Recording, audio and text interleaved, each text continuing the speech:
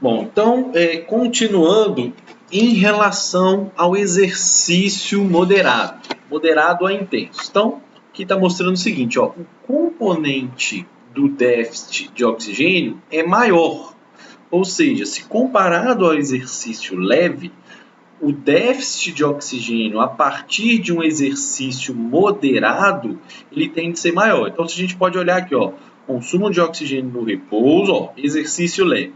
Consumo de oxigênio no repouso, consumo de oxigênio durante o exercício leve. Então, percebam que há um aumento do consumo conforme a intensidade do exercício e que no exercício leve esse déficit é pequeno. Quando a gente vem para um exercício moderado e intenso, a gente observa duas coisas, né? Primeiro, essa área do déficit é maior, o que significa que o déficit de oxigênio no exercício de moderado a intenso é maior, e o consumo de oxigênio também, né? O consumo de oxigênio aqui também vai ser maior, porque se o exercício é mais intenso, você vai precisar aumentar o seu consumo de oxigênio. Então, pegando os exemplos anteriores, se no exercício leve, caminhando, você tinha um consumo de oxigênio aqui, num exercício de moderado a intenso, seu consumo de oxigênio vai ter que ser maior também, por causa da intensidade do exercício. Então, de caminhar para uma corrida, você vai ter que aumentar esse consumo de oxigênio. E nas fases iniciais do exercício, esse déficit tende a ser maior. Como o consumo de oxigênio após o exercício, o EPOC, parte dele está relacionado ao déficit, isso significa que o EPOC, devido a um maior déficit do início, também tende a ser maior. Então, o que essa figura está mostrando? Que a partir de um exercício moderado a intenso, além de eu ter um componente rápido do consumo de oxigênio relacionado à restauração da via ATP-fosfocreatina, devido à maior intensidade do exercício, que vai provocar mais perturbações fisiológicas, o que pode incluir aumentos mais significativos da frequência cardíaca, um aumento da temperatura corporal, eu também vou ter o chamado componente lento da recuperação.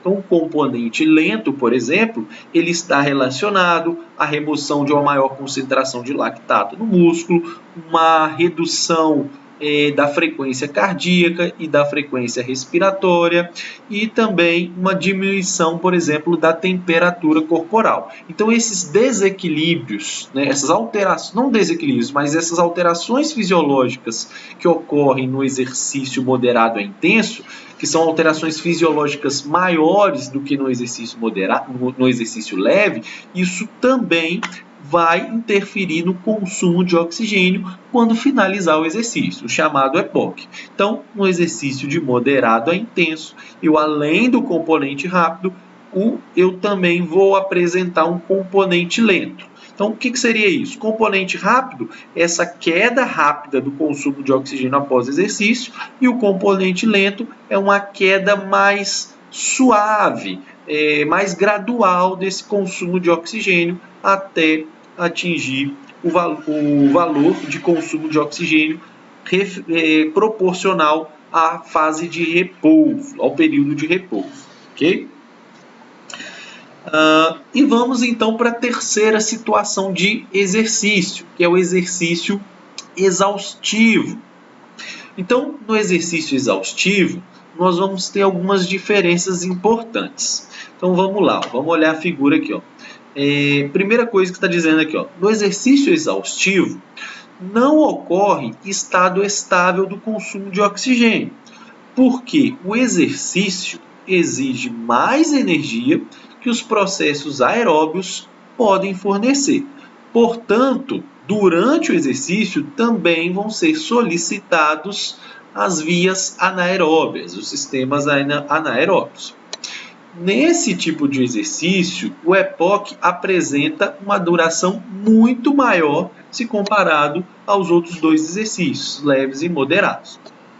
Então, se a gente pensar num exercício explosivo, né, numa corrida muito intensa, Então, saindo aqui da situação de repouso, até chegar na capacidade máxima de consumo de oxigênio, percebam que agora nós já não estamos mais falando de um estado estável de consumo de oxigênio. Nós estamos falando de um consumo máximo de oxigênio, VO2 máximo.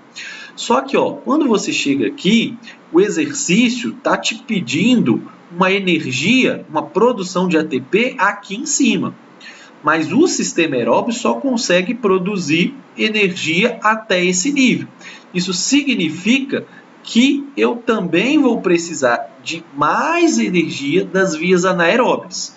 Consequentemente, o que vai faltar de oxigênio, o que faltou de oxigênio para produzir energia de forma aeróbia, inclui a fase de déficit de oxigênio, mais a demanda de energia do exercício excedente ao VO2 máximo, ou seja, mais a produção de energia que foi, mais a produção de ATP vinda das vias anaeróbias. Então, o déficit de oxigênio é muito maior. Ele inclui o déficit normal até atingir o consumo máximo de oxigênio, mais o que faltou de oxigênio, onde a energia aqui foi produzida pelas vias anaeróbias. Então, consequentemente, num exercício exaustivo, o EPOC, percebam que ele vai durar por muito tempo. Também vai apresentar um componente rápido relacionado à ressíntese, a restauração do sistema ATP-fosfocreatina, mas também vai apresentar um componente lento muito mais duradouro quando comparado ao exercício leve a moderado. Isso porque um exercício exaustivo ele tende a provocar grandes alterações fisiológicas, tanto a nível de frequência cardíaca, temperatura e alterações hormonais, o que vai levar um bom tempo até o consumo de oxigênio voltar aos valores de repouso, ok? Bom, então assim, de modo geral, o que vocês precisam entender dessa parte? Primeiro, o que é o consumo de oxigênio pós-exercício? O consumo de oxigênio pós-exercício é um consumo de oxigênio maior do que o valor de repouso. E esse consumo de oxigênio maior que o repouso, ele acontece no final do exercício. Então, o consumo de oxigênio ele vai permanecer, após você finalizar um exercício, ele vai permanecer elevado por vários minutos, horas, até atingir aquele valor de repouso. Então, isso é o que a gente chama de consumo de oxigênio após o exercício. Um consumo maior do que o valor de repouso. E esse consumo de oxigênio, esse EPOC, ele apresenta dois componentes. Um componente rápido e um componente lento. O componente rápido está relacionado à restauração da via anaeróbia alática e o componente lento está relacionado à remoção do lactato, diminuição da temperatura corporal, diminuição da frequência cardíaca e redução dos níveis circulantes de hormônios produzidos relacionados ao exercício. E o outro fator é que a magnitude desse EPOC, também vai estar relacionado à intensidade do exercício. Então, quanto mais intenso o exercício, maior tende a ser esse EPOC, ok?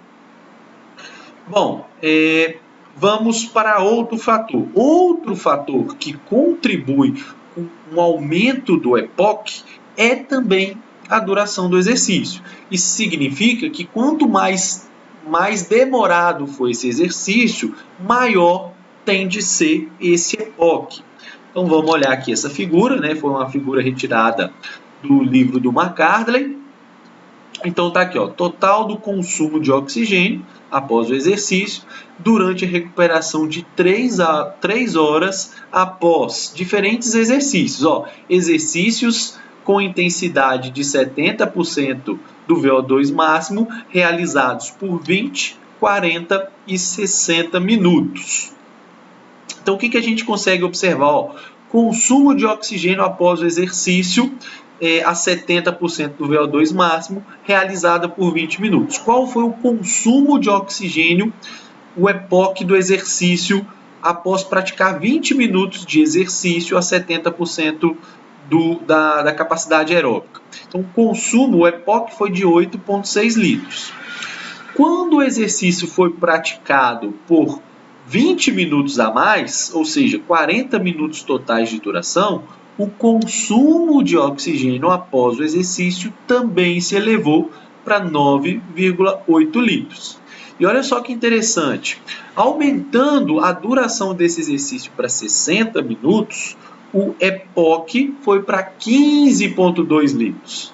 Então, note que houve um aumento significativo do EPOC quando comparado ao exercício de 40 minutos de duração.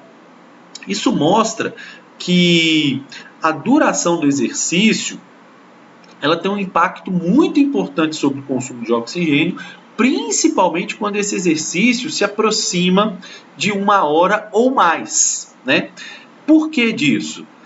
Isso está muito relacionado às alterações fisiológicas que vão acontecer. Quanto mais duradouro esse exercício, maior vão ser a temperatura corporal que o indivíduo maior vai ser as elevações na temperatura corporal e maior vai ser a concentração de hormônios circulantes. Então, essas alterações fisiológicas vão contribuir significativamente para esse maior consumo de oxigênio no pós-exercício. Então, o aumento no consumo de oxigênio da recuperação em cada sessão de exercício, em ritmo estável, para a mesma intensidade, não se correlaciona com acúmulo de lactato. Lembrando que esse acúmulo de lactato está relacionado à fase de déficit.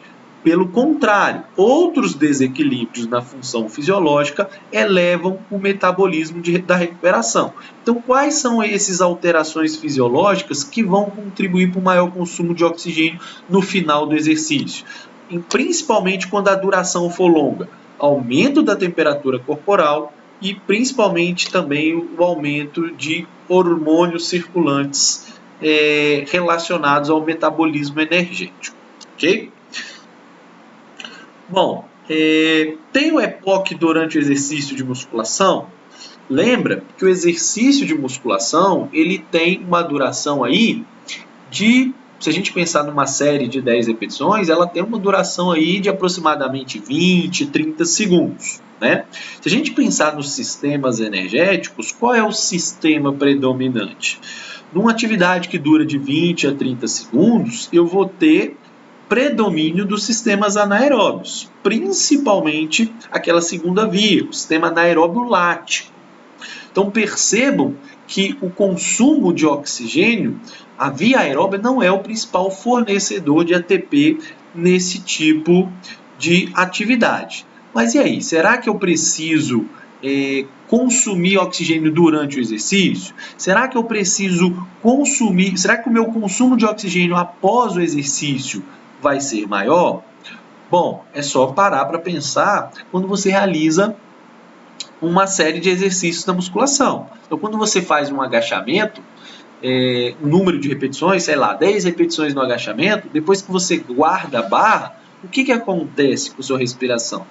Se você parar para pensar, você tem uma elevação significativa da respiração. E o que isso significa? Significa isso daqui, ó, consumo de oxigênio após o exercício. Então, vamos ver aqui no próximo slide como é que isso acontece. Vou fazer a minha pausa aqui no vídeo para que eu possa enviar para vocês.